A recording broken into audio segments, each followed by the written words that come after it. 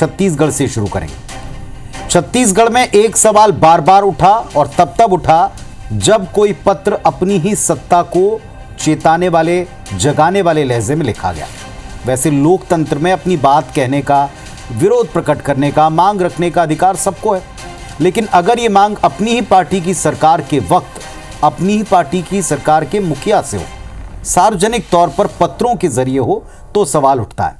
अब सवाल यह कि क्या संवाद का यही तरीका बचा है? क्या कोई सीधे बातचीत का पैनल या विकल्प कारगर नहीं रहा?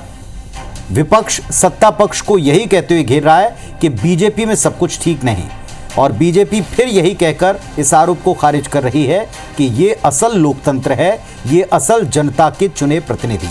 देखिए ऐसा हमने क्यों कहा। बृजमोहन अग्रवाल की चिट्ठी के बाद छत्तीसगढ़ में फिर क्यों पक्ष और विपक्ष में बहस है, देखिए जरा।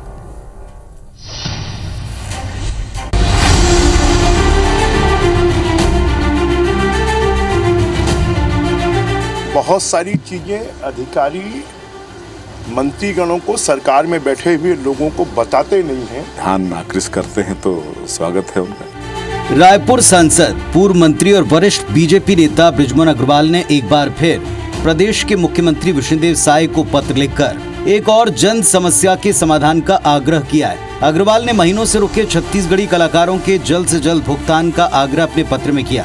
कहा कि अधिकारी बहुत सी बातें सरकार को बताते नहीं है, जिससे समाधान नहीं होता।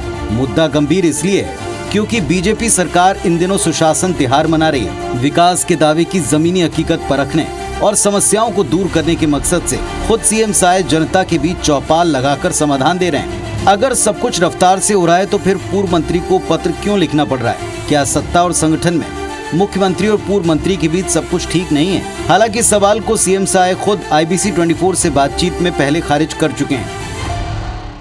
बहुत सारी चीजें अधिकारी मंत्रीगणों को, सरकार में बैठे हुए लोगों को बताते नहीं हैं, और उसके कारण बहुत सारी समस्याओं का समाधान नहीं होता है, जिनके समाधान करने में कोई दिक्कत नहीं है। ऐसी समस्याओं के बारे में मुख्यमंत्री जी को लगातार हम पत्र लिखकर और उनको आग्रह कर रहे हैं, उनको सुझाव दे रहे हैं कि इनका निराकरण करें। बिल्कुल मानेंगे, कहे कि वरिष्ठ हैं, 7-8 बार के विधायक हैं, सांसद हैं, एक लंबा अनुभव है, तो अगर सरकार को वो मतलब ध्यान आकृष्ट करते हैं तो स्वागत है उनका।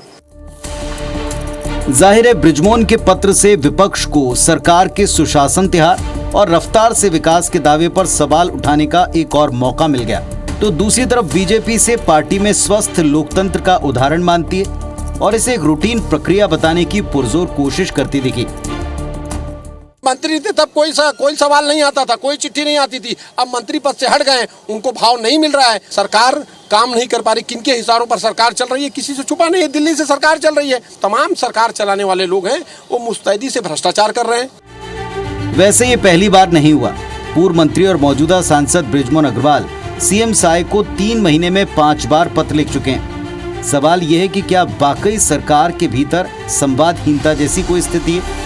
क्या अग्रवाल के पत्र के पीछे कोई सियासी दबाव की मंशा है, या फिर विपक्ष इसे बेवजह मुद्दा बनाकर सियासी स्कोप की तलाश में है? रायपुर से राजेश मिश्रा के साथ ब्यूरो रिपोर्ट, IBC 24।